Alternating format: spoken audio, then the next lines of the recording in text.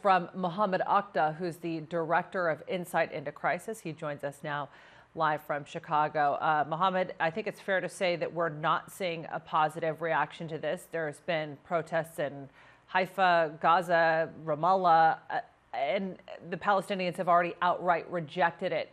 My question is, does this get implemented anyway by the Israeli Prime Minister? Both the opposition, Benny Gantz, and the Israeli Prime Minister, Benjamin Netanyahu, has said they will implement it.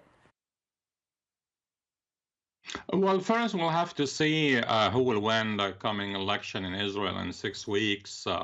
Either Netanyahu or Benny Gantz. There is a lot of challenges for it to implement this plan. One of the challenges that the Palestinian Authority are completely refusing it and will not abide by it right now. And even in the Trump wars, he's talking about a hope of implementation within the next 4 years. And in a way, they're waiting whomever is going to come after Abbas.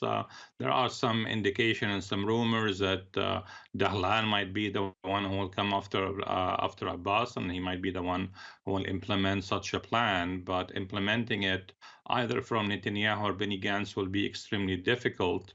And all the indication that most Palestinian population, Palestinian politicians, Arab people, Muslim community around the world is completely refusing this plan and so-called deal. It is not a deal. Maybe it is a deal between Trump and Netanyahu to get each other elected, but it's very clear strategy for Trump to endorse Netanyahu and also to endorse Trump to win the coming election and to cement his base vis-a-vis Israel and the evangelical community. But implementing it is going to be a whole another matter for years to come. And this issue and this ongoing crisis had never been economical. $50 billion is not going to solve it. I have been in Dead Sea years ago in 2013 when John Kerry attempted an economic plan in a way similar to that, and it didn't work. And Trump is saying this is the last chance for Palestinians. It is not. I mean, they said that in Camp David in 1979. They said that again in Camp David in 2000 when Ehud Barak and Clinton and Yasser Arafat met, and now they are saying it is the last chance.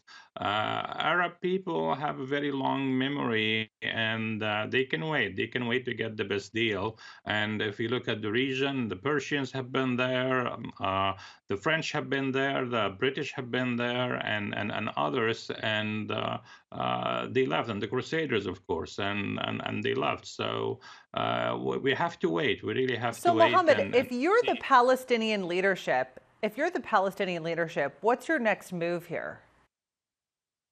It's really the Palestinian leadership reaction is, although it is muted, they did not call for people to rise up and for any demonstrations. There is some leverage over the Palestinian leadership from other countries like Saudi Arabia, Egypt, and UAE, but at the end, they can't really implement it. There are people who completely disagree to it, and they don't have a way out of it. And we'll have to see how the regional powers will try to push the Palestinian authorities to implement that. But at the end of the day, you need people on the ground to actually make it happen, and the population will have to accept it. Otherwise, it's a continuous struggle.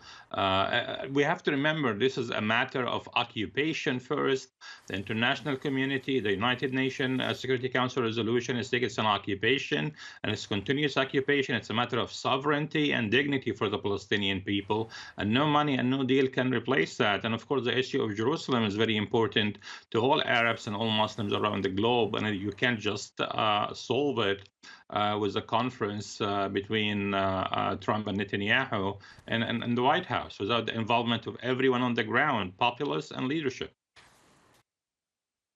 All right, Mohamed Okda, really appreciate your insight. Thanks for being with us.